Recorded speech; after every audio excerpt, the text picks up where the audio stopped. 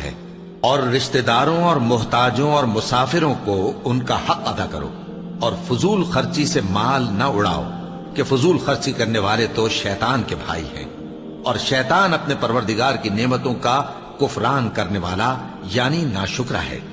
اور اگر تم اپنے پروردگار کی رحمت یعنی فراخ دستی کے انتظار میں، جس کی تمہیں امید ہو، ان مستحقین کی طرف توجہ نہ کر سکو تو ان سے نرمی سے بات کہہ دیا کرو،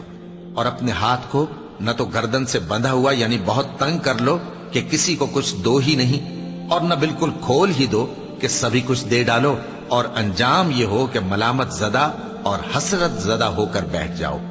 بے شک تمہارا پروردگار جس کی روزی چاہتا ہے فراخ کر دیتا ہے، اور جس کی روزی چاہتا ہے تنگ کر دیتا ہے، وہ اپنے بندوں سے خبردار ہے